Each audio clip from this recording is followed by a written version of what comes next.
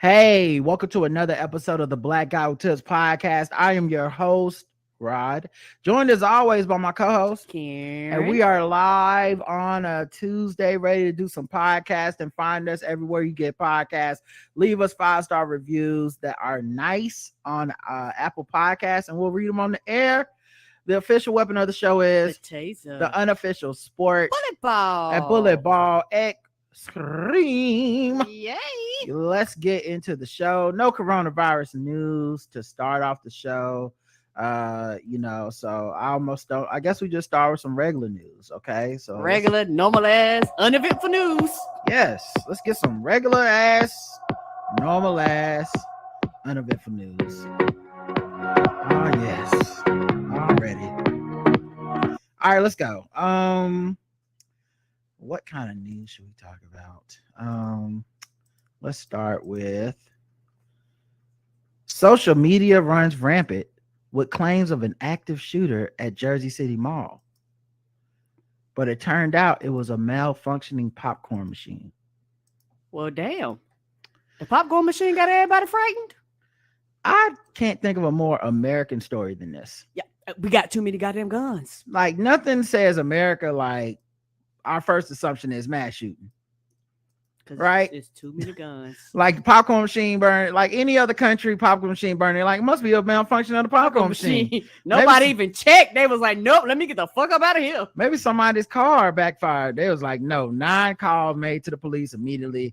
Active shooter situation at the 3-level mall in the downtown area. Mm-hmm. And guess what? I'm not even mad at the people. No, like, you can't be, because you mad like, at the government. Just in case, I want to be sure I'm safe and be sure ain't nobody else getting mauled down. I'm mad at having to live in this fucking hellhole that we call a country. Where we can't do shit about guns. We got to sit up here and wonder about all this shit. So, right. Yeah, that's if you in Jersey City, don't go around Newport Mall. Just try going to the mall. Everyone was leaving the place. Cops started showing up. Had to turn around and leave. Still hear sirens heading that way. Anybody know what happened? People was confused. The mall was not evacuated, but rather people panicked and fled on their own, said Wallace Scalcione. Of course they did. You ain't got to tell me twice. In less than 5 minutes, police officers responded, investigated, and determined almost immediately that the calls for shots fired were unfounded. As a standard procedure, JCPD officers adhere to the training and protocols when responding to every possible scenario. It don't matter. The mall was cleared out by then. All right. Planned Parenthood is opening up a mobile abortion clinic to offer services to neighboring states. And it's in Illinois that they're opening the clinic, but basically it can go to closer to people, such as people in Missouri, Kentucky, and Tennessee, so they don't have to travel as far. Let's go. Mm-hmm. Those states that have removed constitutional protection. So things that people were, there was a lot of theory going on social media, and I get it. Everybody was panicking and trying to come up with solutions, but of course they want solutions that are immediate and will make it as if the Supreme Court is not who's on the Supreme Court, as if 2016 did not happen and had no impact. As right. They want, and a lot of I get it. I'll put it that way. I'm not upset with those people. Although, there's a Venn diagram where it's an overlap with a lot of people who didn't care until this shit got overturned that should have cared. Yes, sir. But the point being, like, this is a good attempt to help. We're not gonna get anything concrete until we get enough people to either in the Senate and the House to expand the Supreme Court, or we get enough people in the Senate. I mean, we get enough time that some Republicans retire from the Supreme Court, because they're clearly running it as a partisan institution with no other basis, not even an attempt to make logic out of it. So because the things that they vote on and the rulings, they flip-flop, and then sometimes the things that you think they're going to go a certain way, they go to opposite. It's like, y'all not making any sense up there. Right. So yeah, I just thought that was interesting. Let's see. 6 Republican-led states are suing Biden administration to stop student loan forgiveness. Yeah, because they don't want to give it to you. They know the worst thing that can happen is people actually start seeing that money, and because then they know it's no you because once you give somebody something, you can't take it back. Yeah, what I find interesting is this: if you're a constituent in that state and you have student loan debt, and you somehow voted Republican, what's in it for you? Right. Other than, the social issues that they talk about, aka racism and bigotry and homophobia. What's in it for you? Because this is the economic stuff that people claim to vote about, right? Mm-hmm. The lowering of taxes and the rebates and the refunds and rewarding people for making right decisions and shit. And now you voted for somebody and your representative is like, we're gonna sue the president so that you don't get this shit. Third is Arkansas, Kansas, Iowa, Missouri, South Carolina, Nebraska, claiming that the White House was overstepping legal bounds by canceling debt. And they doing federal loans. Federal debt. Federal. They're not doing the other loans that people get outside of that. You still have to pay that back, but they talking about federal. The lawsuit states the debt relief plan is a violation of federal law. It also claims Biden's plan is not remotely tailored to address the effects of the pandemic on federal student loan borrowers. It's patently unfair to do with anything. Y'all just making shit up. It's patently unfair to saddle hardworking Americans with the loan debt of those who chose to go to college. Basically, this thing of it's like that thing where they act like the government's money is literally money coming out of their wallets, and they decide how it's spent, but only when it's some shit that they feel like, like never when it's the military would they be making the speech. Like it's only for some shit like this. They're like, whoa, actual people gonna be helped? I don't think so. And it definitely didn't help that Kamala Harris's plan, which helps Black and brown people specifically in many cases, Pell Grants and things of that nature. And it's really fucked up because it's like we just don't want him to quote unquote get any win whatsoever. And also I think this is a retaliation because the president, if you look at it at quote unquote wins and losses, he's been on kind of a good run. And they was like, well, we got to do anything we can to stop this run right before it's time to vote. So if we could put any doubt in the voters' mind that they might not get this money, it will cause people to go back and do the same shit they've been doing before and claim that he's not doing shit. What I find interesting to me is for all the people that made it seem like it's a no-brainer, Biden could just go cancel all student debt if he wants to.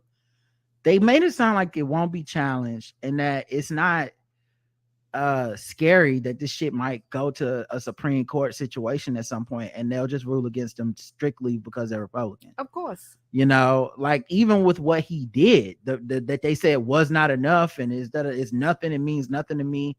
Which if $10,000 means nothing to you, you're doing pretty good.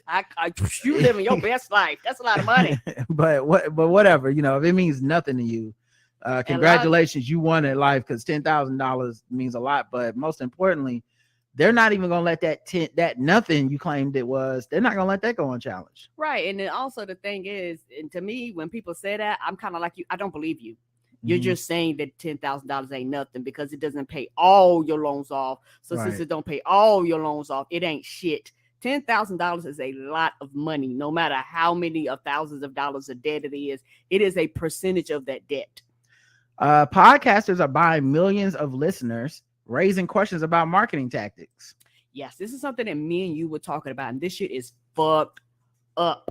It's really fucked up the way that it's done. That they've been doing studies and things like that, and they've been saying what they've been doing is like they've been putting podcasts in game apps. And so some game apps have it where every few seconds or to get like coins or points or whatever, they'll make you watch like a little 30-second snippet. I got a game or two that I play like that. And what they do, they put podcast plays in there. And when you click, each time somebody clicks, it's counted as a play. Yeah, it downloads 60 seconds, even if you skip after 30 seconds and go back to the game, it counts as a listen. So they then count those listens as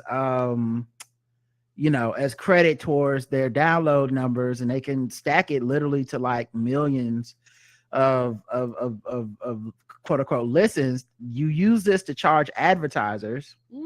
So people are able to it changes how you charge people for ads. If I go to if a company comes to me and says, Rod, we like to advertise on the Blackout Tips, going by how many listens we get per episode on average, I can be like, this is what we would quote you.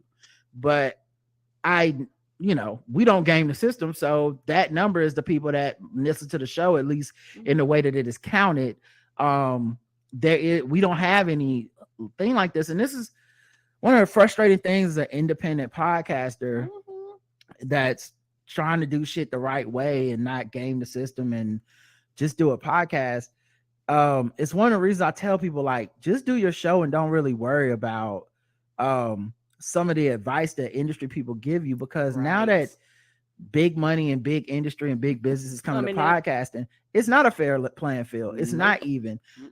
You're unless you've been doing this shit for a very long time, you don't even have like the reach of that it takes to match these shows, and your idea is no longer the impetus for what gets listened. A lot of times you need that cosign, and then you need shit like this. You need promotional angles where you can game the system.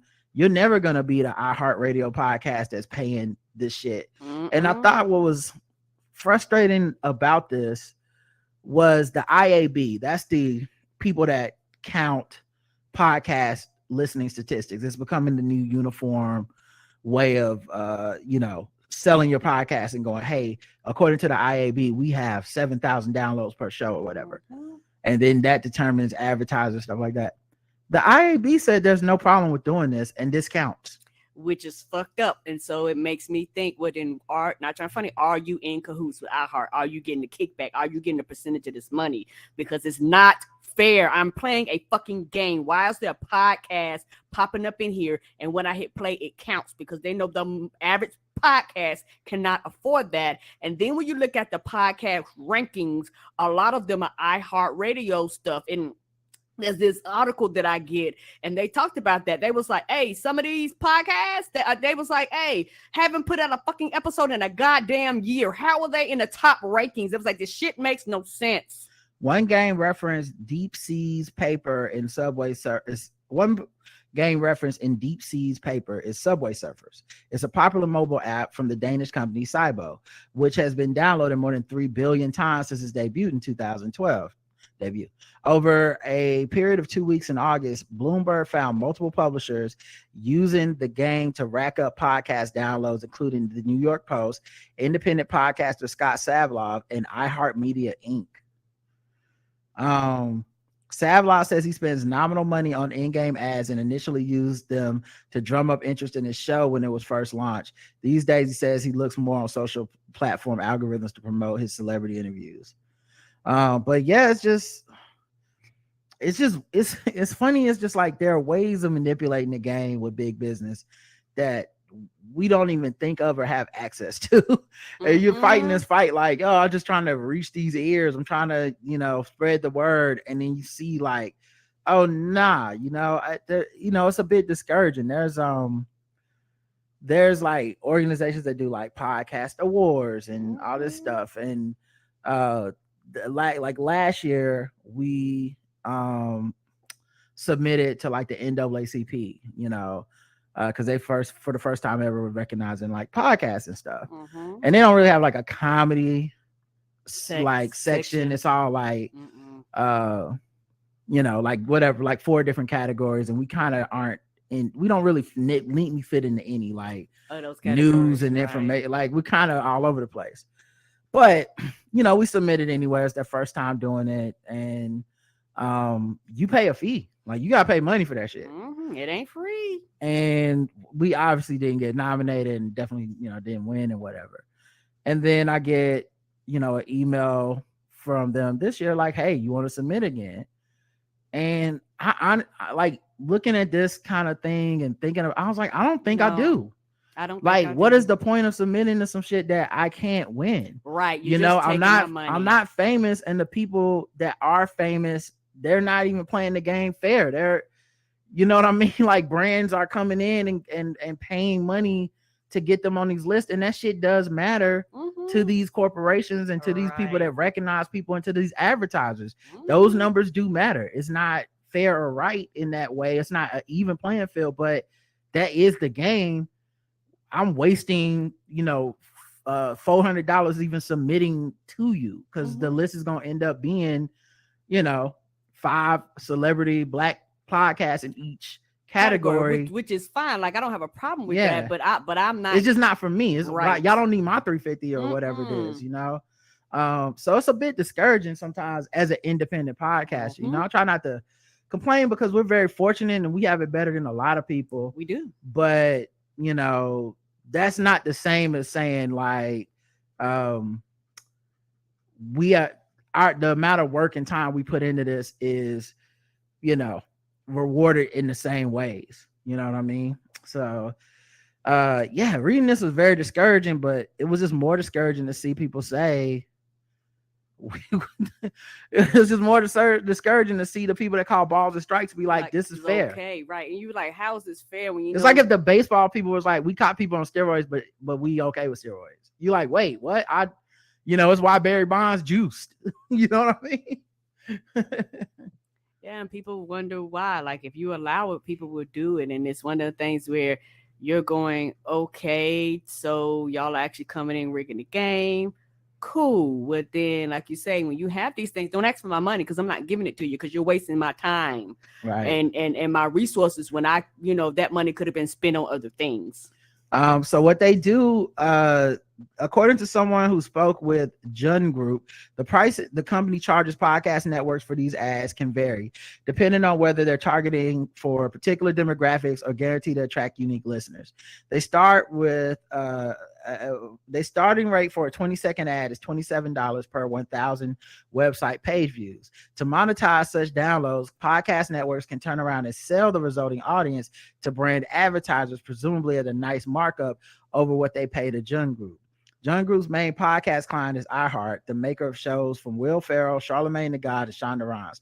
According to a person familiar with the effort, the radio company, which bills itself as the top podcast publisher globally, has shelled out more than $10 million and gained approximately 6 million unique listeners per month through these ads since 2018. You can't compete with that. You can't. That's why you do what you can, and you just keep it trucking. And that's why a lot of times when people say "quote unquote" stay in your lane, it's one of the things where you literally have to just stay in your lane and go down the road that's in front of you. Because if you literally waste your time looking at other people, you might as well stop. I don't mean no harm. Like if you're doing a podcast right now and you're constantly looking at what every fucking body else is doing, yeah, I hear what you're saying, but like I said, I feel differently in that. I do what I do for me and I do what I do for the show. But it's still a business. It is. And it's like if you found out that fucking McDonald's, I don't know, every other burger they put fucking wood, it's just wood in it, and they still make more money. They still like, it's just something where you're like, well, that's not right. And like, I don't think there's anything wrong with being like, that's not right. I'm not saying I'm gonna quit podcasting. That's the end for me. Like, no, it's just like, this shit is fucked up. Yes. And when I said that, I meant it from a perspective of, yes, you say it's not, you acknowledge that it's unfair and you look and you see it.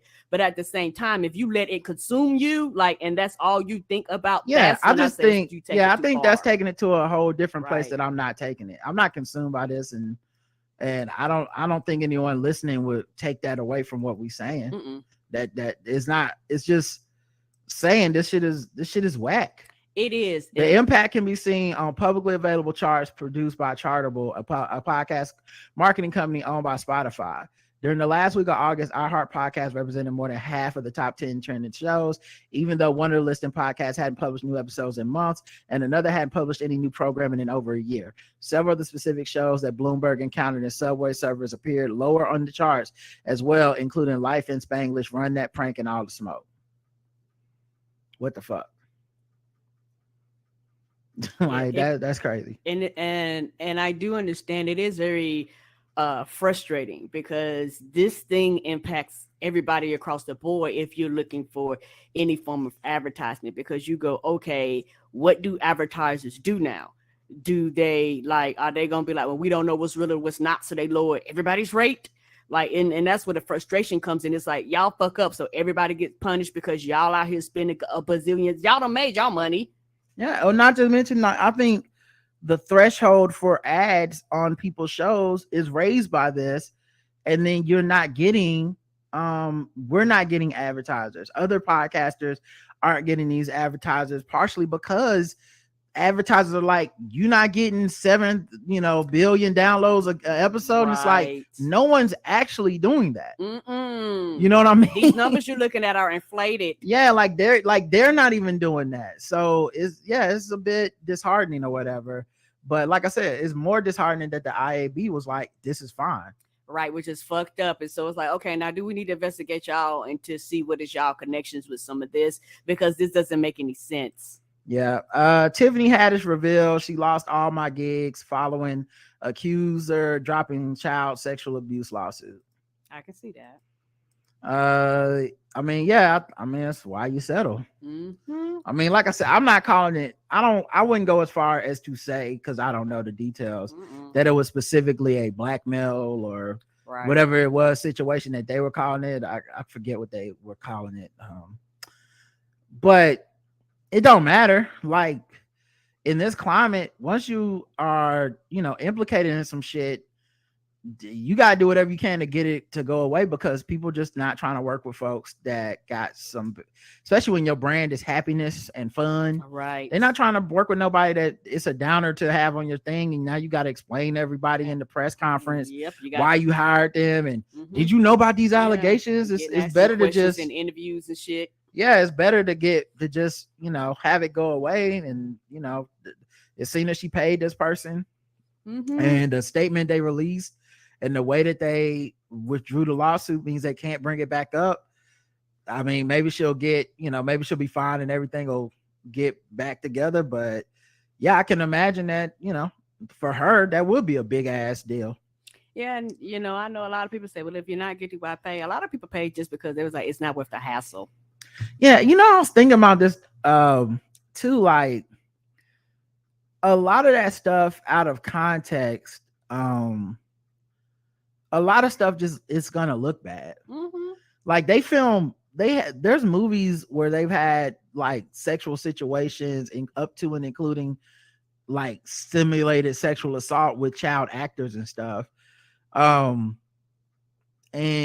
no one's ever been like, that's because the people that made this film is a pedophile, but I think you could now. I don't think you could have then, right? But I think you could now. Like if one of those child actors were to be like, I'm filing a lawsuit against Sony Interactive because I was in blank movie and they had me play. Like, I really think the climate is right for people to be like, yeah, they should have to pay you. That was they're pedophiles, they're abusers, I can see that shit working at this point. I'm not saying we're gonna see a run on people like that, but I think times are kind of changed. I'm not saying it's for good or bad, to be honest. I'm still trying to work out how I feel about it. Right. But I think that's what happened with this, is that at the time people went, this is just a bad joke that we don't find to be funny. Right. When it initially came out. Right? Yeah. Like, this is in poor taste to you're a pedophile. And I don't think you can afford to be having that shit hanging over your head trying to get gigs.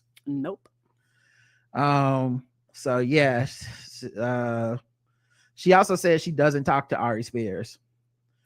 They asked her, do you communicate? She said, I don't talk to him. No, she probably has not talked to him in who knows how long.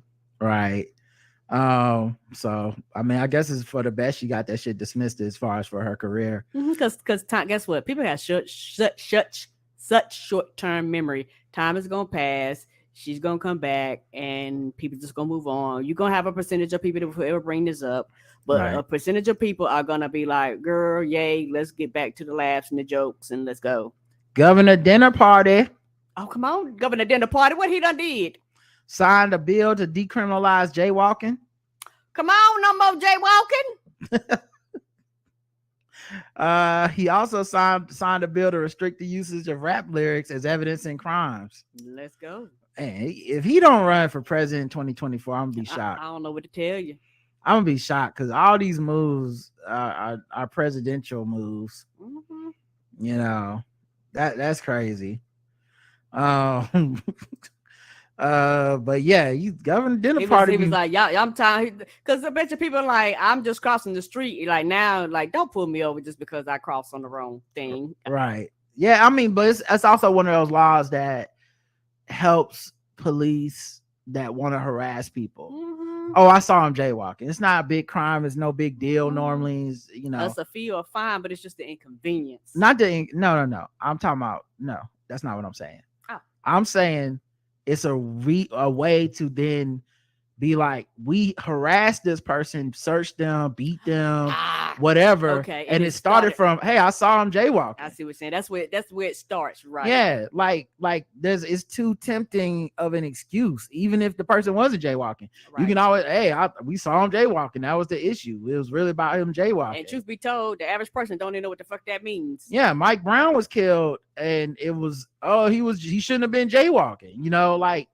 Like, oh, well, of course, then you escalate to killing somebody. That's reasonable. American Airlines diverts a plane after female passenger screams, "We're all gonna die." Oh, no. Mm-hmm.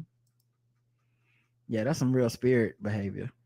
You don't do that on American. Ooh, I'd have been fucking livid. The airplane was flying from Miami to Los Angeles. Oh, it's a long flight. It had to divert to El Paso at the woman. You said Miami, Florida? Miami to Los Angeles. Yeah. Ooh, you're talking about one of them clear across the country flights. One of them, you stuck on that plane for 8-9 hours. Yeah. And so she screamed. She started allegedly approaching other passengers shouting, "We're all gonna die." Right. And they don't know if it's a bomb on there. They're like, you cause a panic on the plane. She was standing in the front aisle screaming, "Repent, redemption is coming." The flight attendants detained her and called authorities. The plane then took off after police and firefighters came and checked it. Luckily, the plane's camera captured the whole incident.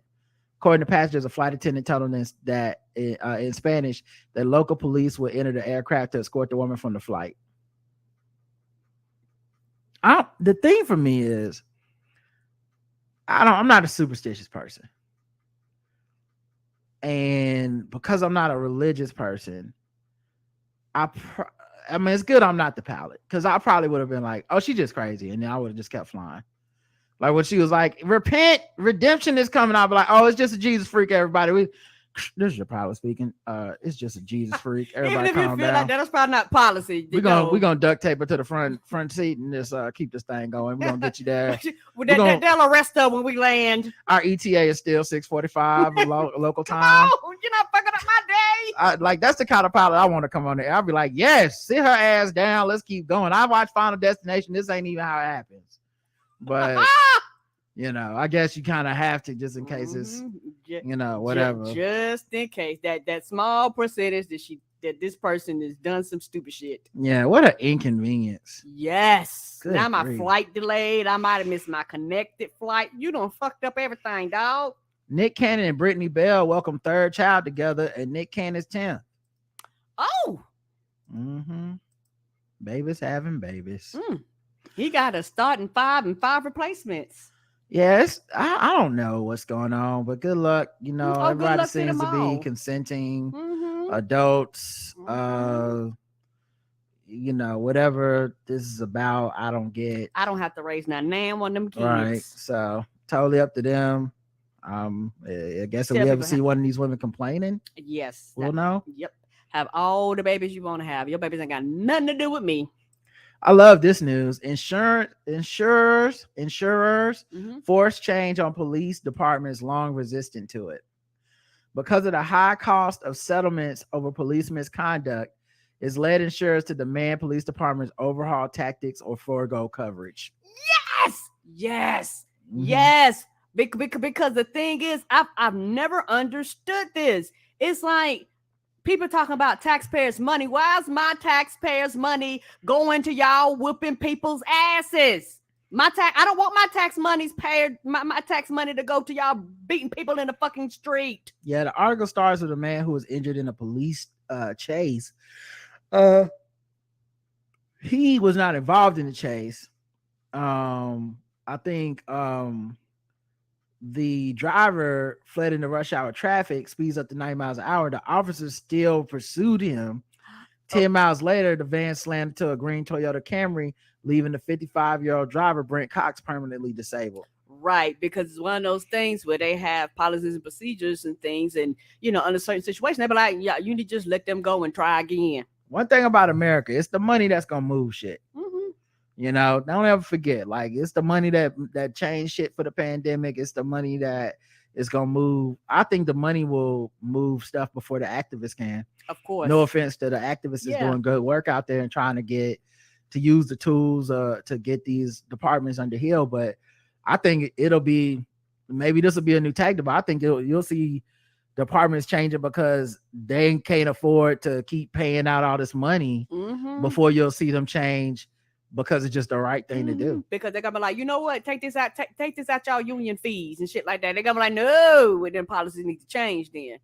Yeah, insurers are successfully dictating changes to tactics and policies, mostly at small to medium-sized departments throughout the nation. The movement is driven by the increasingly large jury awards and settlements that cities and their insurers are paying the police use of force cases, especially since the 2020 deaths of Breonna Taylor and George Floyd. Those cases led to settlements of $12 million and $27 million, respectively. Insurance companies are passing the potential future costs on to the law enforcement departments. Larger law enforcement agencies like Los Angeles Sheriff's Department or New York Police Department handle it in different ways, often by creating a special fund to finance settlements. Yeah, and I could see the insurance companies going, we shouldn't have to pay this if these things we're paying for are unnecessary. Departments with a long history of large civil rights settlements have seen their insurance rates shoot up by 200 to 400% in the past 3 years. Woo, yeah, because they was like, we're tired of paying out $1 bazillion because y'all want to be stupid. And even departments with only a few problems are experiencing a rate increase from 30 to 100%. Yeah, the money gonna talk. Yeah, that money talk. The money gonna be like, y'all gonna have to do something. Yep. Because somebody gonna have to fill in the gap, and it's gonna be one of those things where when your rates go up, y'all got these special funds, but the funds are probably gonna have to go to covering these extra costs, and like, so y'all gonna dip into that money. Since the retooling, which took effect in January 2019, the number of police pursuits annually has increased slightly, but crashes during pursuits have dropped from 25 in 2018 with 8 injuries to 10 in 2021 with 3 injuries. Because people are starting to follow more procedures, doing the shit properly. And, sometimes, sometimes they're like, you know what, we just ain't gonna chase them. They're like, it ain't worth the hassle. Let's call somebody down the street and have them pick it up from there and catch them. We don't need to be flying through downtown Charlotte going 110 miles an hour in rush hour traffic. Yeah. Yep. So I think that's a good idea. But I mean, honestly, like I said, you love to see it. Whatever it takes. I'll just say I don't care. Whatever it takes.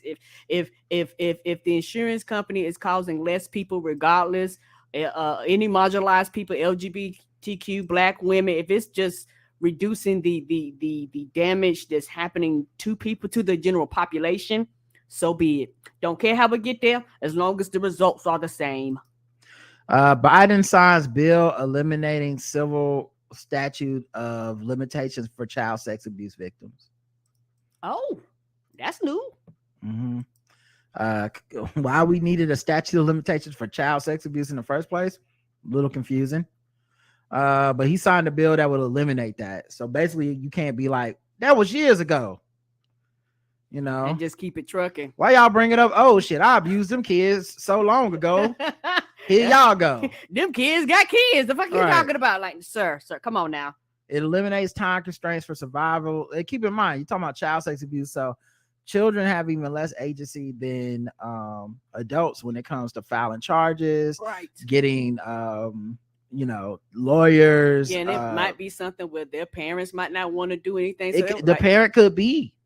the person. Yeah, the parent could be the abuser, or either you might have an incident where the child goes and the parents don't want to press charges. All types of shit. I remember a big part of that thing with allegedly everywhere, But when Charlemagne the God was accused of sexual assault and it was resurfacing, a big part of that was it was supposedly the mom signed away, like, hey, we're not gonna press these charges. And then it's like, you decided that for this child and you're the guardian. So yeah, how the fuck can you just pop that back up? And it was old. So then, like, it's like, oh, it's too late. It's been 10, 15 years or whatever. But I don't know. I feel like justice for something like that shouldn't have an expiration date. Yeah, and the thing is it's kind of just fucked up because for a lot of parents, I could see them going, this right here will cause all types of problems that I might not be wanting to deal with. And it is one of those things where and I can see parents going, if you want to pursue this, let's pursue this. Cool. But it will be a large percentage of parents that be like, they've been the victim themselves, or they've seen what happens to the two, and it was like, I want to shield my child from being victimized again. Yeah, I love it. We're getting some good news right now. It's the statute of limitation for child sex abuse victims being erased, and then of course the beat 'em up insurance for the police. Come on, beat 'em up insurance. It's getting too expensive. It's getting too expensive. I wonder if that's what they call it, the beat 'em up insurance. It's like, oh man, you see the bill this month is 400% more than it was last month. I don't know. We can't afford to keep beating these niggas like we want to. We got to cut it back. We can't beat them like hotcakes. We need to turn it down to flapjacks. That's the scene they got to start putting in all these gritty police on the street black crime dramas and shit. Is the police person gets the billy club, it's like, you nigger, I'm about to fuck you up, and then the other cop grabs him and goes, Officer Jones, what are you doing? We can't afford that. or you know what would be better, baby? It would be better every time something like that about to be to happen. You know how they always joke about how you have like an old black man that pop up because he always know how to crime, like that's 5 to 10. So they get ready to do something and somebody be like, that's $1,500. They get ready to do something, they be like, that's $2,000. Like some random person just pop up and let you know how much these fees are you about to get hit with. Yeah, they gonna fuck around. They gonna start taking it out of people's check directly. It could be like a interrogation where it's like, it's like, you tell me where the drugs are, you son of a bitch. It's like, Murphy, step outside, god damn it. How much money we got left this week? Yes. I don't think we can slam up. I don't think we can hit him with the phone book. I think now, let's go to the accountant office real quick. He can stay in there for a couple hours. Let's just take a trip to the accountant and see what the budget is. The accountant person is who they're gonna hire more people to a fucking accountant because somebody got to keep them numbers in check. What's the amount of violence we got for the? What's the violent budget? So we got one knee to the groin, and that's it. That's it. Well, I thought this morning y'all said we had a knee to the groin, elbow to the neck. Elbow to the who did elbow to the neck? Oh, I should have known my homie was behind this. Oh, he did it this morning at the fucking traffic stop. Oh, well, I'm spinning this knee to the groin because this motherfucker looking at me crazy. I don't care. Anybody else, just put an ABP. We going into the negative because and what do you do for the one person that fuck around and didn't know and end up getting fined? That was like instead of them eating up the cost, they fine you. They be like, here's $250 fine for what? Because you went over budget. It's cheaper to just buy some Popeyes. Just buy them some Popeyes. It works on every first 48. Church's Chickens, Bojangles. Just get them a grape soda and some fucking Burger King. Buy them a 2-piece. Okay, we can afford we can afford the damn family plan, the family box from Bojangles. So why are we even beating people ass? Go ahead and spend the $40 and divide it among him and his friends. Shit, get 3 sides. I mean, come on, it's cheaper to do it this way. Chrissy Teigen responds to online accusation that she's exploiting her pregnancy, loss, and abortion story. She said, "I've already seen you do your worst."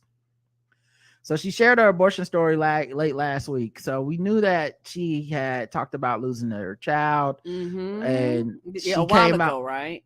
A while ago. Yes. Okay. And so after Roe v. Wade and stuff, and she clarified that her pregnancy loss wasn't a miscarriage. It was actually a not, what do you call it? It was like a surgical procedure. Yes.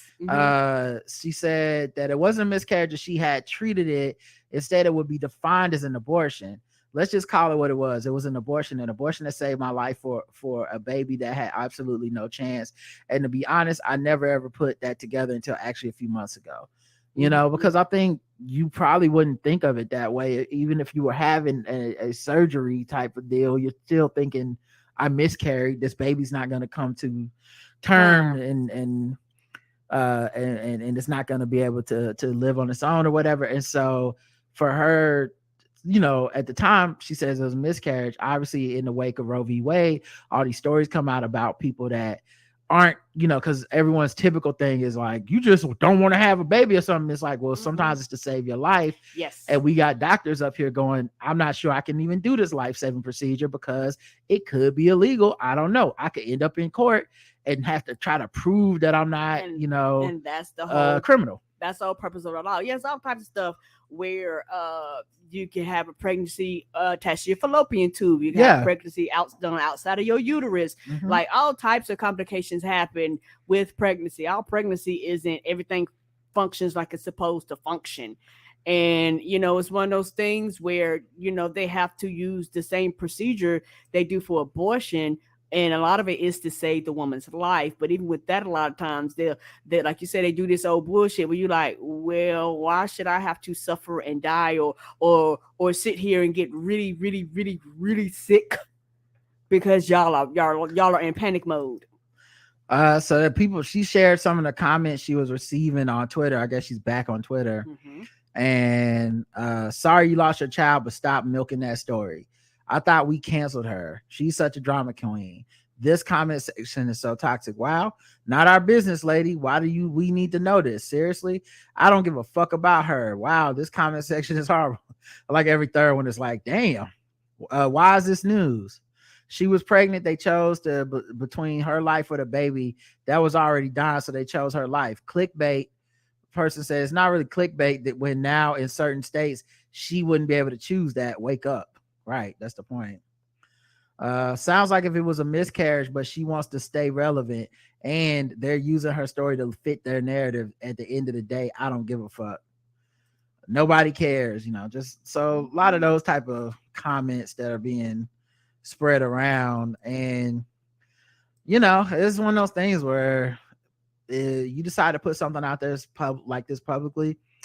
I'm glad she already said she expected to get this response because, it can probably feel like you're all alone or blindsided if you're not mentally focused on the fact that this is how they're going to treat you.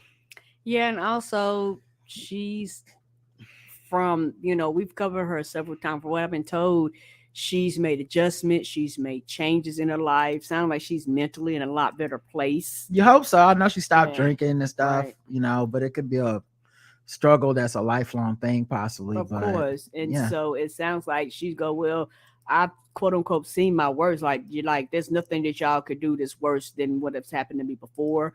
So she's like, oh, I knew this was gonna happen. I'm good, but I'm still gonna share the story. Yep. So yeah, that I'm glad she's kind of understanding what's gonna happen, but whew. All right, let's get into another segment. Let's do some fucking with black people. Let me pull up fucking with black people. There we go.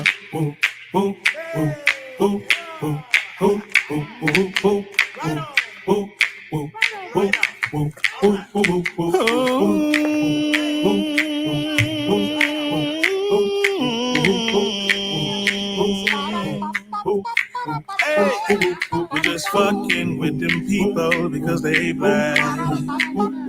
We're just just fucking with them people because they black. We're just fucking with them black people. We're just fucking with them blacks. We're just fucking with black people. Hey, hey, I said again, you leave me alone. All I want to do is go home. I said, leave me alone. I want to live another day home. I said again, you leave me alone. I want to go home like You know, speaking of Chrissy Teigen, I was thinking the other day, you know that show The Voice? Mm-hmm. I don't know if Adam Levine is still on it, but I know he was on it. He left the show. John Legend is on it. Blake Shelton is on it. Yes. Do you know those are three of the world's sexiest men alive? They all were voted man sexiest alive, man. Oh, they were? Yeah. And I was thinking, how is that show on regular TV? Shouldn't that show be on like some NC-17 X-rated channel? You have all this sex in front of America's face. What about our children? What about the kids? What about the kids? How they gonna be able to watch TV with all that sexiness all over the place? Appeal. That's crazy. All right, fucking with black people. Let's talk about it. Kanye West wears a White Lives Matter shirt at Yeezy Season 9 show. Oh, so it's seasons? What's happening here? Well, fashion has seasons. Okay. So yeah, I know you're not into fashion, but yeah, it's a Yeezy Season 9 collection. It was a surprise Paris Fashion Week show on Monday. The rapper turned designer was seen wearing a shirt with White Lives Matter emblazoned on the back, and he was also accompanied by Candace Owens, who also wore a White Lives Matter shirt, which I find interesting because I don't know why this isn't showing the picture, but I find it interesting in this case because to me, Candace Owens is essentially another White Lives Matter shirt wearing. That's a hat on a hat, if you know what I'm saying. Yes. Yes, you look, you go, that don't make sense, but okay. Like Candace Owens wearing a White Lives Matter shirt is like Jesse Helms wearing a Klan hood. I get it. I got it when you entered the room, man. Right. But also she's essentially a prop. I think Kanye West sees her the same way he sees that shirt, as making a statement. Of course. What I thought was interesting is that I remember not too long ago, and I didn't cover any of this on the show because I found it to be ridiculous. Kanye was talking about being a black man and a black father, and Kim Kardashian was gonna raise his kids too white and all this shit. And this man who had seemingly not cared about black people or black causes in years, so many black people came out of the woodwork to defend him, to talk about whiteness, attacking black manhood, and Pete Davidson, and you know, I've had a long running joke or statement on this show, but it's essentially, I'll say it again. Kanye West is to black activism as Megyn Kelly is to feminism, right? In that they both seem to understand it if it applies to something they want. If they can get something they want by the means of saying something about black people, all of a sudden it pops up and they're like, yep, that's time to talk about it.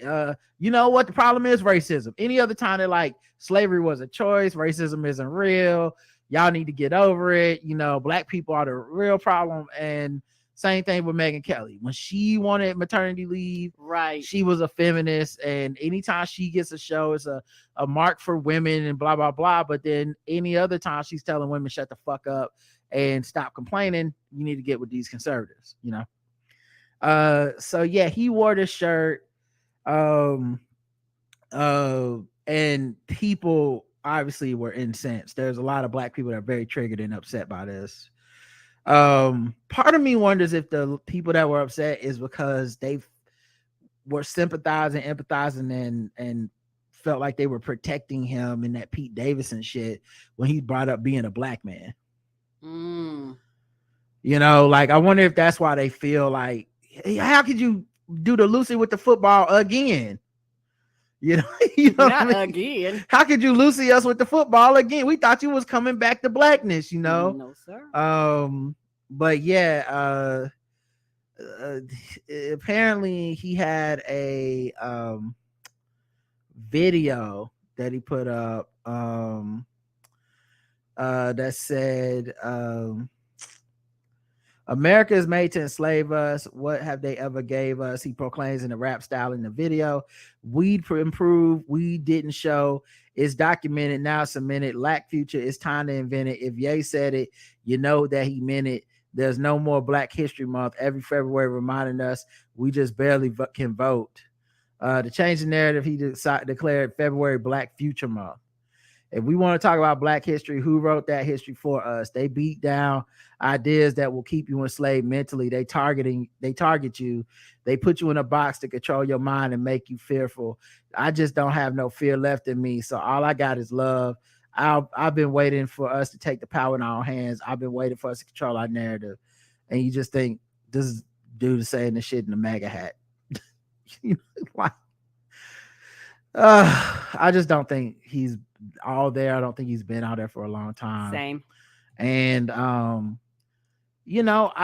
think this kind of, I only think that he is as dangerous, quote unquote, as the people who put faith in him and want to defend him make him.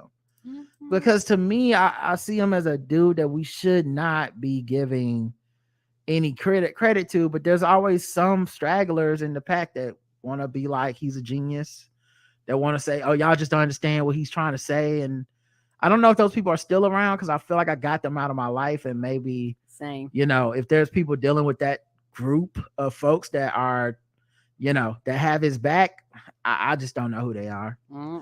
But then of course it got uglier. Candace Owens said we should have put a White Lives Matter shirt on Lizzo, saying Black America should be more outraged that obesity, abortion, and Black on Black crime are the biggest killers in the community. So he gave this frog a fucking, platform. Yes, he did. That's the reason why she there. Yeah, and what's funny is that she don't mind being his prop. There's no way he really genuinely respects her. And oh no, she just want to be up in the video because at this point, clout and attention is the only thing that she, and sadly, the only thing that Kanye West has left. It's definitely not music or talent. At this point, no. I wonder how many people just feel like he has to be a genius because they can't stop consuming his work, like his shoes and his clothes and his music. And so they're like, no, it must be something else to it that I'm just not seeing. And you're like, he's kind of showing you everything right there. I mean, what White Lives Matter? What, it's like he's daring you to say, hey man, fuck you. Some of y'all Negroes are sick. That's all I can say. But Coons will be coons. What do you want me to say? But yeah, she's defending him for his White Lives Matter stunt, and then she added more ugly thoughts and talked bad about Lizzo and stuff like that. Which, why is Lizzo always in it? Why is that the go-to? She's the easy target. Hateful people love to be like, and Lizzo, well, y'all don't say nothing about that. It's like, well, because Lizzo didn't say or do anything. First of all, plenty of people talk bad about Lizzo. Right. Two, Lizzo ain't bothering nobody. Like, what? And then of course, Vogue editor said it was disgusting. She had been at his season 9 fashion show in Paris, and she said that the White Lives Matter t-shirts were violent. And he went and posted a picture of her on his Instagram and said, this is not a fashion person. You speak on Ye, I'm gonna speak on you. Ask Trevor Noah, referencing when Trevor Noah talked about on the Daily Show, talked about Kanye West's threats to Kim Kardashian. But nigga, you did threaten her. Right. I know. Like, this is crazy. I don't know what else to tell people. Now that woman got to deal with being harassed. Yeah, I think when he was acting out this summer, but it was him acting like it was about blackness and shit like that, people fell for it.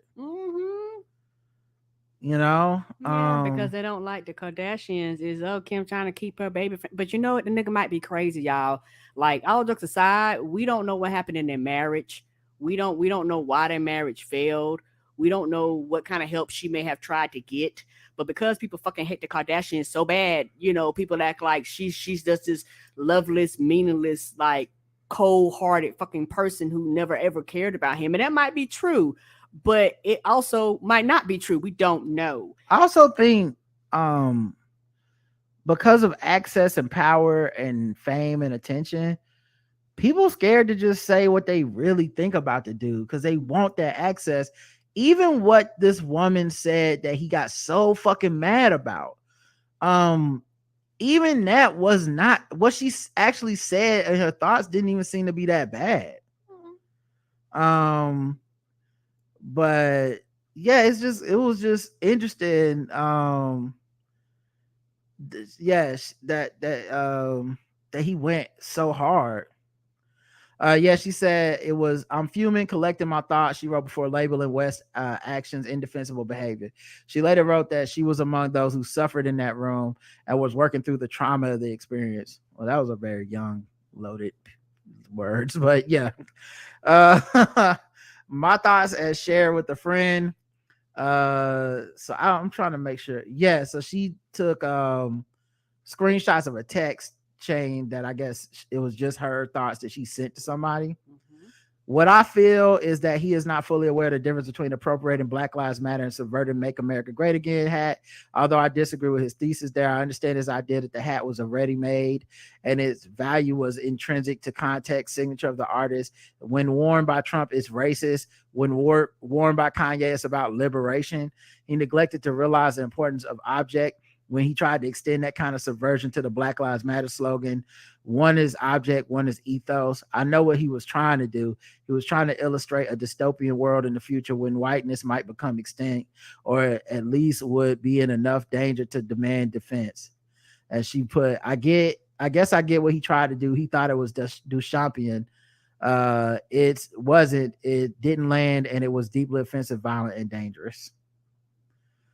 Okay, I guess. But the danger is that this very premise, the idea that white supremacy is in danger of extinction, is what justifies mass incarceration, murder in mass, indeed even the advent of slavery. The idea that blackness must be snuffed out for it will surely supersede whiteness in power and influence if given a chance.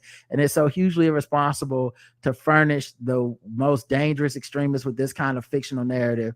The added layer of him having kids from his Donda school performing the soundtrack, it really felt like the divide between indoctrination and education has never been finer. I like I said, even what she's saying, I feel like is giving him too much credit. That's a word salad. Well, this is the person he's mad at. These were her critiques of him, and he thought this. I think she's giving him more credit than he probably deserves. These are very thoughtful, kind words about what she assumed he was trying to do, and going, I don't agree with it, but I feel like he was trying to do this. And I'm like, I don't know that it's that deep for Kanye. I don't think it is that deep. Like, a lot of this shit just seemed like shock and awe. And what's more shocking than him wearing clothing like MAGA hats and White Lives Matter and getting Candace Owens out there? You know, there's no the rest of this shit is all bullshit. I think that's the thing. We keep trying to apply logic to a man that's clearly not interested in taking his meds and shit. Right. And we keep looking at him do these acts and go, well, we need to explain why White Lives Matter is dangerous and bad. It's like, I actually don't think we need it. I think everyone gets it. I do too. Even the people that support it get it. They know what they saying. Agreed. Yeah, she says it's become clear that some viewers think my previous post containing my work and evolving thoughts on Kanye's show was some sort of distorted justification for the incredibly irresponsible, dangerous act of sending White Lives Matter t-shirts down the runway. Please understand it wasn't. The t-shirts this man conceived, produced, and shared with the world are pure violence. So I guess people had it back, because I think the same way you was like, I don't understand what you're talking about. And the way I was like, it sounded like you're giving them too much credit. Other people hit her up, and now she's like, okay, it was bad. It was just bad. There's no other level. But the thing I will caution people is, I imagine this is a person that low-key is at work. Yes, I can see that too. Yeah, You're at work. so you had to be there. Kanye is a big person in this industry. He's been allowed to flourish in this industry, and he weaponizes his blackness whenever he don't get his way. It's a black thing. It's when he's yelling at Adidas, it's about being black. And so this black person who goes, I didn't agree with it. I don't think she wanted to just be like, this nigga's trash. That shit was whack. I think she probably was trying to find a way to be like, okay, and he's trying to do this, or, you know, I don't want to come out and just say he's bad. My boss is his friend, you know, right? He's on the runway. Maybe I aspire to be on the run. Right. I might not get the next assignment. Yeah. I wonder if that's why she was pulling punches, because I think this statement is much more closer to the truth. There's no excuse. There's no art here. I'm sorry I failed to make that clear. I thought I did. I do think if you ask Kanye, he'd say there was art and revolution and all the things in that t-shirt. There isn't. As we all work through the trauma of this moment, especially those of us who suffered in that room, let's have some grace for one another. And then Lauryn Hill's daughter was one of the models with one of these White Lives Matter, you know, outfits on and shit. To which I said, I told y'all Lauryn Hill's daughter was tripping. I ain't forgot. I'm team Lauryn. Okay, not even her kids, just Lauryn. He also put on his Instagram, everyone knows Black Lives Matter was a scam. Now it's over. You're welcome. So yeah, Kanye, he managed to get himself back in the news with this. I'm sure there'll be more stuff coming out, you know, soon, because I think he knows that he's got everybody's attention. And that's the whole purpose. Yeah. 0 to 100. I'm gonna tell you the truth and call me a coon of 0, because I don't care. Is the album hot or not? That's coons will be coons. What do you want me to say? I do not care. I don't care about. I'm gonna let you slide on that coon comment. Next comment, you get blocked, sent into eternity. Well, then block me, baby, because I don't know what's so hilarious. Oh, I know. You're a coon.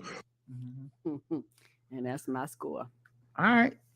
Yeah, I mean, I'm joking on you. I don't really get upset by Kanye anymore. Or maybe it's the opposite. Maybe he's just eternally a 100 for me. Like, it's just like, I'm not, it's kind of hard to say because I'm not actively mad. I really do think, even if you're one of those people that's like, racism and mental health issues have nothing to do with each other ever, all the time, 100%. That's fine. I don't care. That's your beliefs.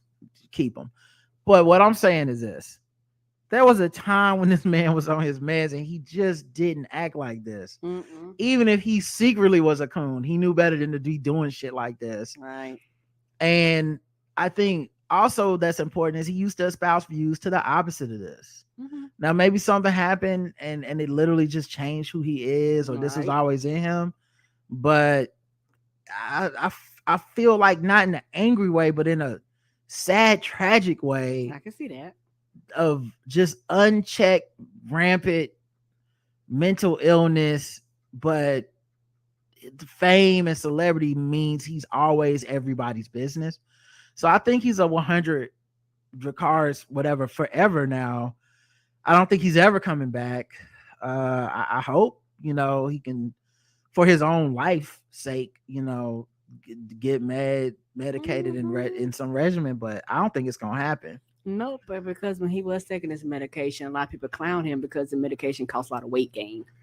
Yeah, all I know is when I saw this picture, I immediately just went like, of course, like not like this motherfucker. I just, of course, he like it was always a matter of time. It's why I never even addressed the whole, I'm a black man trying to see his kids. I just like, why? Ray J was in it. Two known trolls. Ray J taking pictures with Trump and Mar-a-Lago. Like two known trolls that love to like dabble in coonery for attention.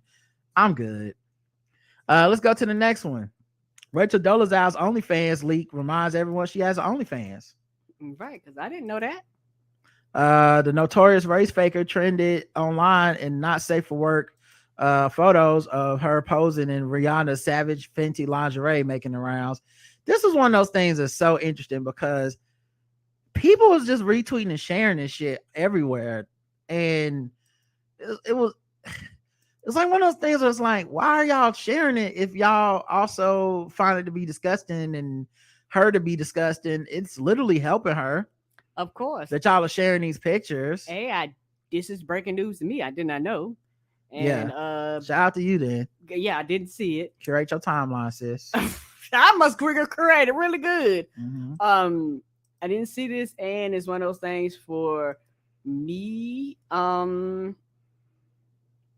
It's like people become relevant because people make them relevant again. Because ain't nobody even thought about that woman in forever. And I'm not even gonna call her ugly and all this shit because I think a lot of people do that shit because they think it's some type of virtue signal thing of I'm gonna say shit, her pictures are ugly and she doesn't look good, and that means I'm more black or more down or whatever.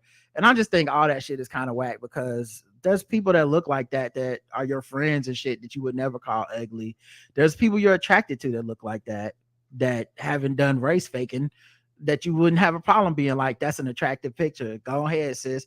We really just want to shame her for what she did for existing and stuff. Yeah, for existing. And so because at this point it's not even about what she did, it's the fact that you can never undo what she did. She didn't apologize really.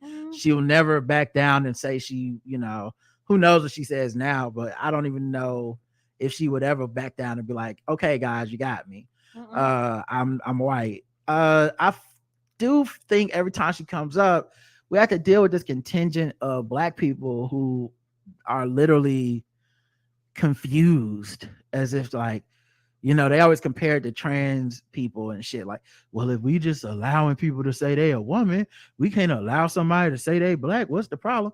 And I'll just remind people, I heard Van Lathan kind of saying something like that on his podcast last week. You do know she sued Howard University for discrimination as a white person, right? Like, you do know that, right? So maybe no. That was a big moment for me. Not to mention the NAA, the reason the NAACP shit popped off was because money was missing. So she was just helping everybody. What's the fucking money? Right. Y'all accused Sean King of scamming every goddamn day. Like it's some very weird shit that happened around her that I haven't forgotten because we covered that story so much. Right. But I'm not mad at her for having the OnlyFans. I'm more upset that motherfuckers was posting the pictures while claiming to be disgusted. It's like, come here, look at this. And she looks fine. You know what I mean? Not like there was nothing on those pictures that was like, oh my God. Like she wasn't even in blackface or whatever the fuck. Like it was just pictures of a white woman scantily clad. I don't even remember if they were naked. It just nothing to write home about, but nothing to be disgusted by. And I feel like it's our obsession with her at this point that makes her trend and come back up. Is we want to continue to like put the scarlet letter on her. If she want to have a OnlyFans and motherfuckers want to jack off to her, congratulations. Like that's our business. This is like I thought, oh, did she say something new or something? No, she's continuing to live, and I want to know who got the OnlyFans pics because somebody sent it up to the timeline pretending to be disgusted, knowing they subscribed to see them pictures. I want to know who it was. Somebody lying. Somebody took a screenshot with their phone and then posted it everywhere. Guys, y'all ain't never gonna believe this. Right. After I came in my sock, I had to post these. In my mama's basement. I was disgusted after I paid $5.99 each for these pictures. Like, get out of here. Anyway, zero, but also a permanent Dracarys. So I feel like it's the last. Kanye and Rachel the same. The same for me. 0. Yeah. All right. Last story for fucking with black people. Tia Mowry is divorcing her husband Corey Hardrick after 14 years of marriage. I'm grateful for all the happy times we had together. Now, which one is this one? Tia is the one that's married to a man named Corey Hardrick, who's a black man. And that's why I said fucking with black people. I think we all had Tamara and her Vanilla King, and his yelling at her for thinking he likes mayonnaise. We all had them we all had them in the pool as going out first. You lost that bet. We said, listen, we betting on black love over here. And somehow somehow Tia and Corey didn't make it. So, she posted about being transparent and honest with her fans, and I'm sure her DMs are open, and Chris Lambert's gonna slide up in there, but Jamal Bowman didn't send her no tweet like he did Nia Long. I hit him up on Twitter and asked why not. Oh no. Jamal Bowman was all, we need to pray, we need to surround Nia Long and confidence shit. And it's like, okay, what about Tia? She can't get no comfort over here, Jamal? No, apparently not. Slide up in her DMs to offer some comfort. It's somebody since you just so comfortable, and it ain't about your wife and stuff in the next picture. Like, oh, why would I ever send that? I don't know why you would send that. Don't ask us. That's what your wife asked you. You ain't got to explain shit to us. Don't try to make that shit my business. Anyway, I didn't ask for that. 0 to 100, Karen. Oh, 0. Karen is going 0. She don't care about black love, y'all. Okay. Apparently, I don't. I give it 25. Okay. I'm a little bothered. I thought Tamara was the one it was gonna make it. That wasn't gonna make it. I said Tamara that white man gonna get. I don't know what she gonna offer. She gonna buy him some khakis. He gonna go off. Bitch, I don't wear khakis just because I'm white. Like just because I'm white, you bought me some citronella candles, right? You're not gonna talk about my people like this. I thought they wasn't gonna make it, and damn it, if the black ones, they let the people down. They let us down. I'm sorry, but they let us down. Good luck. We was rooting for you. We was all rooting for you. How dare you? All right, let's get into some black capitalism. Oh shit. Yeah, we got to talk about the money. Yeah. I hear y'all talking, but the only thing I'm listening to is that paper. Every day we get into that paper. Woo! I hear the money talking, see you later. Yeah. Every day we get into that paper. Woo! I hear the money talking, see you later.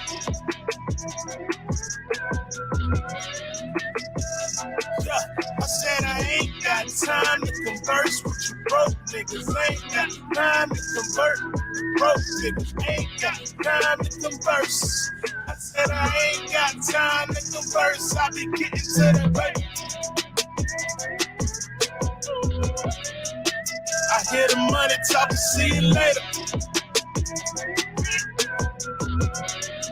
Said every day we grinding for that paper. Every day we grinding. Yeah. Said every day we grinding. I hear the money talking, see you later. Every day we grinding for that paper. I hear the money talking, see you later. Yeah. Don't think I forgot Harry Tubman's supposed to be on them $20 bills, nigga. All right, let's talk about black capitalism. This capitalism segment is brought to you by AfroGrindCoffee. If you know anything about black people trying to get to the bag, it's how we grind. And when I'm grinding, literally grinding, because listen, this bag right here is chock full of coffee beans. The actual beans. The actual beans. And this is for people that grind hard, to take their coffee seriously. I drank a cup this morning and I was wide awake, Jack. Okay. I was all over. I'm surprised you didn't get fancy do the press. I was all over this too much. Okay, Karen, not helping out with that. Okay. So we have a Keurig. I had to buy a coffee grinder. That's how serious this was. I bought a coffee grinder. I grind the beans, and I had to buy these like Keurig cup things that like you can pack and then put. And listen, it was worth it. This coffee smells so good. It's so fresh. It does smell good. It hits you in the face like bam, boom, goes down so smooth. It's like next thing you know, you're like, oh, I drank all this. Wow, that was fast. So yeah, you can get 10% off right now and get this premium coffee experience at AfroGrind.com. AfroGrind Coffee. Let me get the the website, right? Before I fuck this up. AfroGrindCoffee.com. I don't know what AfroGrind.com is. Okay, it could be anything over there. Don't click that. Don't click that one. The link is in the show notes. AfroGrindCoffee.com. And when you check out, put in code TBGWT, you get 10% off. So yeah, make sure y'all do that, man. Elevate your coffee experience with Afro Grind Coffee. Is single origin coffee. I think right now I'm messing with that Tanzania, but listen, they got Ethiopia up in there. Okay, the Ethiopia and them boys, they got them up in there. Shout out to Stephen A. Smith. They got that crew. So yeah, make sure y'all go to AfroGrindCoffee.com, code TBGWT, get that percentage off, that 10%, and enjoy the coffee. Tell them we sent you. All right, let's talk about black capitalists. Cardi B announces second collection with Reebok. Let Me Be Next Level Energy. Come on. The original Club C Cardi shoes will be upgraded to Club C Cardi V2, and the Cardi slide will also be added to the collection. Oh, let's go. Fans will be able to purchase items from the line, which also include crop tops, bodysuits, leggings, and jackets. Oh, I know them shit's gonna be flames. I would never be where I am if I did not keep pushing boundaries in my life and work. For this latest collection, I collaborated with Reebok team to inject my love of the hustle into every piece so my fans can use that energy in their everyday lives. That shit gonna be all up in the clubs and strip joints. They're gonna enjoy them clothes. The collection releases October 14th. So if y'all fans of Cardi and y'all want them clothes, y'all know where to go. You ready? Big Sean. A rapper, yes, I know. Pulls out the big bucks. He donates $100,000 in scholarships to HBCU students. Oh, let's go. Okay, we love to see it. Go ahead and do your thing. Okay, we didn't know. We didn't know, Big Sean. He is rich. What? He's got his own money. And baby, when I tell you he's got his own money, I mean the boy has got his own money. You did it this time. You hit the jackpot. You hit the jackpot. The Detroit rapper teamed up with Thurgood Marshall College Fund and Allies Moguls in the Making. The TCMF and Allies held a competition where 60 students were selected for their pitches involving solutions to social and economic challenges in underserved communities. 60 scholarship winners came from Morehouse College and Morgan State University. The students were chosen from the 15 teams made up of 4 students each. The students created business plans to help improve the Charlotte community. Oh, this got some connection to our city. Who would have thought that? Yeah. And so he donated $100K in college scholarships to him. Let's go. Shout out to that. I didn't know Charlotte was getting some of this. You know, they always trying to help. You know who else trying to help? Who else? Get to the bag. Keke Palmer. Come on through, Kiki. What Kiki out here doing? She launched a digital TV network. Oh, let's go, honey. Yes. She been in this game for a minute. Yes, she has. It's called Key TV. In an introductory video of the company's YouTube channel, Palmer further explained that she believes being on camera is not the only path to success. Instead, she highlighted the importance of behind-the-scenes roles like production designers, sound mixers, key grips, DPs. I've been doing this for 20 years, but this is what I'm most proud of. She wrote on Instagram, y'all always say I keep a job. Now I'm making sure we all got one. Come on through. We'll have to wait and see how this new role will impact her work schedule. After all, the internet still hasn't given up on that Rapunzel fan cast. Come on through, and it's one of those things where she's been in this game for a long time, and somebody like her, y'all gonna fuck around, and in the next few years, that y'all gonna find out they came from her station, and they're gonna be doing some big shit out in the world. What I think is interesting about black capitalism is how often it is directly aimed at helping and uplifting other black people, and it's one of the reasons that I understand when people have critiques of capitalism and black capitalists, blah blah blah, but I'll never really be fully on board because black capitalism is different than white capitalism. It just is. It might nothing's perfect, but there's also no system where people aren't trying to make money and live as comfortable as possible. There's no system where greed doesn't come into effect and come into play. Right. But there's ways to work within capitalism to help black people. And nobody wants to admit it because we like to be absolutist and only look at the most extreme examples, and we like to assume the worst intentions of everybody, but way too often it's like Black people get money and the first thing they do is try to figure out a way to help other Black people get money and opportunity, and they feel a responsibility to community that a lot of what I find to be white capitalists do not believe in. They don't believe in any connection to community. It's like, this is my money and I got it and this is how I got it. Not that all of them, some like Bill Gates and stuff clearly do see the world as a community that they need to help, but a lot of them don't see that shit. But almost all these Black capitalists have some level of like, nah, this is my community, I'm gonna help. They have a foundation, they have a scholarship fund. A lot of them give in ways or give anonymously, but people don't even know they're giving large amounts of money to certain things kind of in their community. Even the fucked up ones like Kanye. Like Kanye built a school, like it's like in his old community, like they can't help themselves to a certain extent. So I think that's why this segment to me feels important, because way too many people become enamored with the idea of all these people are bad, and I think a lot of that just comes from white people. Like if Black people getting money, then they must be like the white people, and I'm like, no, I don't think so. Right? Some of them might be, but maybe some of them aspire to be, but no, I don't think that just because a Black person got money, they immediately just become a negative person. And yeah, that shit don't make no sense. It's stupid. Shaq opened the teaming up with Jeff Bezos to buy the Phoenix Suns. So Robert Sarver is selling the Suns because he got busted, not busted. I mean, it's 18 years. He basically did an investigation and revealed all the workplace issues that were happening within the Suns and the Suns staff and business, and how much of it he was responsible for directly. And so he got to sell the team. Shaq is worth about $400 million, but clearly he ain't got Bezos money. So he's looking to buy into the Phoenix Suns, and he said he's open to teaming up with Bezos. Now we don't even know if Bezos wants the team, right? But yeah, so we'll see what happens there. But of course, getting to the money, Shaq. You can't go 5 minutes without seeing a commercial with Shaq on it. He's selling us something: pizza, insurance, right? Old man cream. Yeah.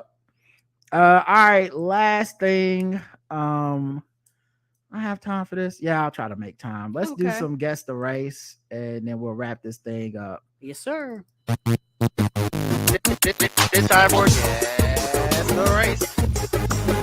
This time for guess the race.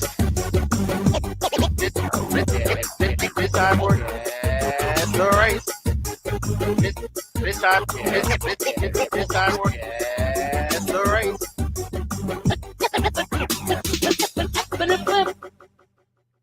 All right, guess the race time. Y'all know the rules. Karen's playing, chat room's playing. They're all racist. Let's go. Married Connecticut cop is put on leave after videos of him and woman having sex were posted on the porno site. Oh no! A married Connecticut police officer is placed on administrative leave after discovered that he appeared in pornographic videos. He was on Pornhub, so one of his co-workers searching Pornhub, going, "I think I know that. Who is that? Officer Brown?" Paul Cavalier. That's even worse name.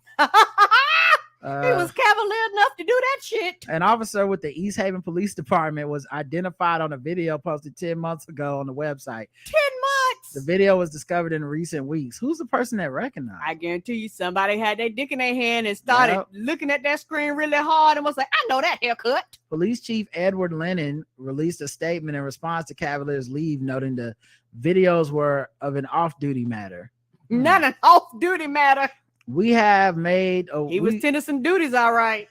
Right. It was an off-titted matter. It was off that ass matter. We have been made aware of an off-duty matter involving Officer Paul Cavalier. He was placed on administrative leave as a subject of an internal affairs investigation consistent with the collective bargaining agreement.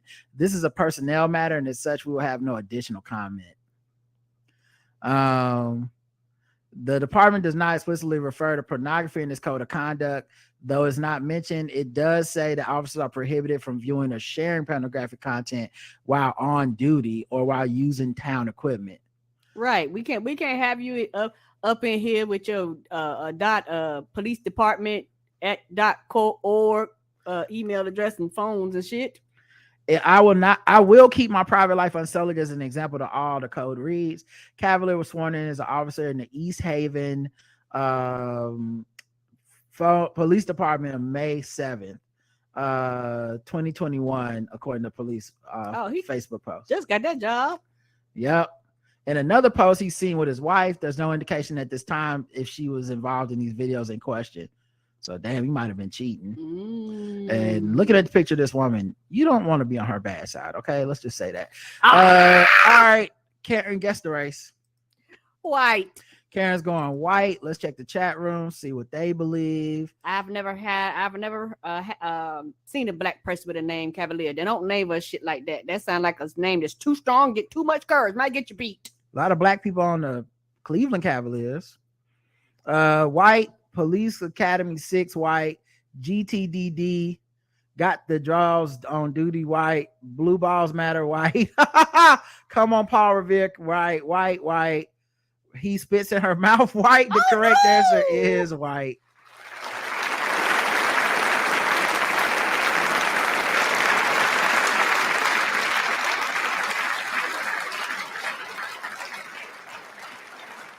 No one missed it. Now this is just a picture of him and his wife. Yeah. So I don't know if that's if she's involved in the video at all. Yeah, he don't want to get on the wrong side of her. Yeah, she looks strong. She look like she's supposed to be Titania fighting She-Hulk. Oh, she does, doesn't she? Yeah. So he a wild boy for that. Here's some pictures. He like the dad that had sex with the college girl on the first season of Euphoria. That's how he looked at me. Oh, no. Anyway, let's go to actually I think she was a high school girl. Anyway, let's go to the next one. Miami Gardens woman accused of using home she is renting as a brothel. Oh shit, you gotta pay rent somehow. 27-year-old woman was arrested on numerous charges Wednesday afternoon. Authorities accused her of using her home she's rented in Miami Gardens as a brothel.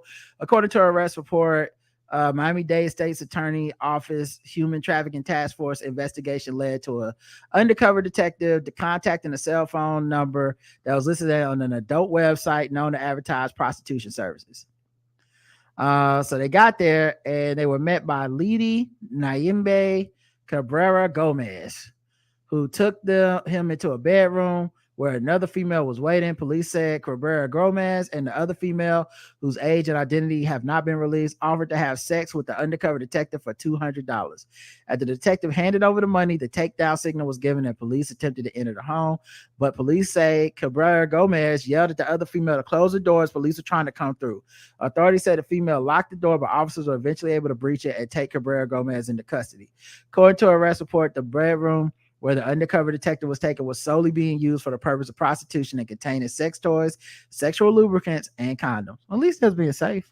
Right. Police say Cabrera Gomez provided them with a statement. However, the statement was redacted from the publicly released arrest report. She was taken to jail and faces charges of deriving support from the proceeds of prostitution, aka pimping, lawful use of communications device, renting a space for prostitution, maintaining a house of prostitution, and engaging in prostitution. Not the house of prostitution. Maintaining a house of prostitution honestly feels like a redundant charge. Like if I'm renting a space for the prostitution, I should be applauded for maintaining the house. Yeah, come on. Okay, I'm not letting it go to shit. I'm out here cutting the grass. Come on now. Right. Karen, guess the race. Latino. All right, let's check the chat room. All right, let's check the chat room. Cuban B, yes, Cuban B. Wet dick Latina. All right. Not a lot of guesses coming in. It's taking a while. Slow. Black and vaginas wet. Latina. Backs and vaginas wet. Oh God. Oh God. It just hopped up out of y'all. Latina. That's hilarious. Hispanic Heritage Month. Hispanic, Latinx, the correct. You know, today is actually, I want to say annual like Taco Day is like a week from now or some shit like that. Anyway, oh shit, looking forward to it. The correct answer.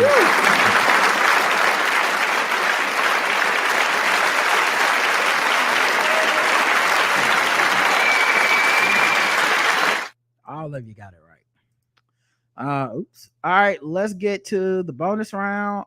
Karen so far is 2 for 2. Yay! So it's time for her to guess the race. More races. Why? I ain't racist. How can I be racist about anybody or anything in my life? How can I? Call them niggas. Just call them niggas.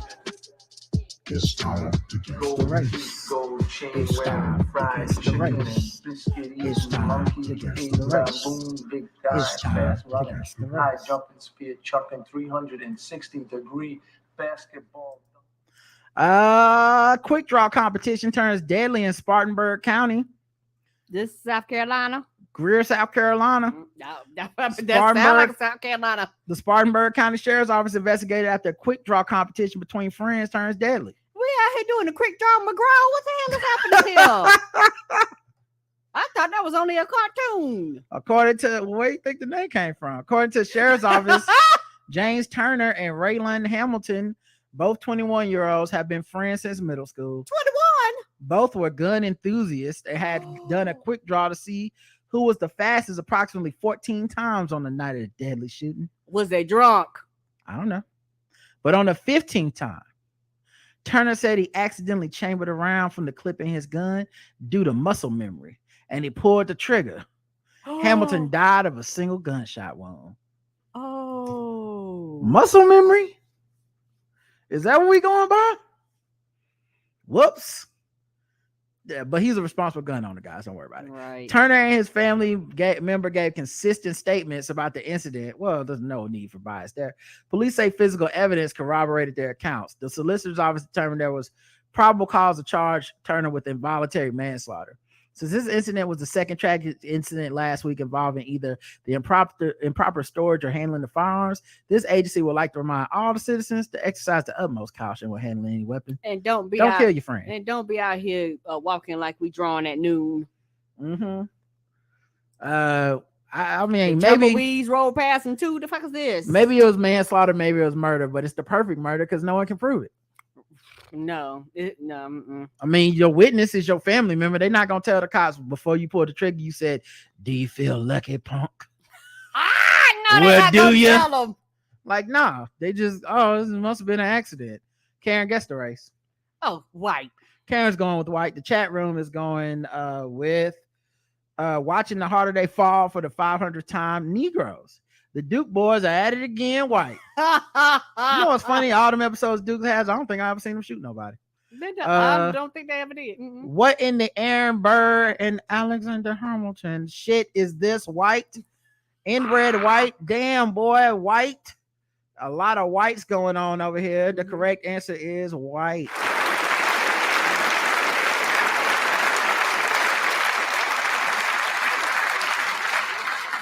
One person did say black, though.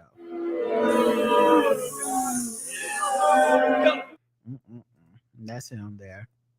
Fresh off of shooting his homeboy. Woo, that hell. Muscle memory. What? Muscle memory? Come on, buddy. Muscle memory. This is probably going to stand in court, man. Guns are crazy. We should not let people have guns. Nope. Why do all these people have these fucking guns, man? This is crazy. Well, nothing we can do here. Muscle memory kicked in. Can't call it murder. Must have had just has a real good memory. All right, let's get into the final segment, sword ratchetness.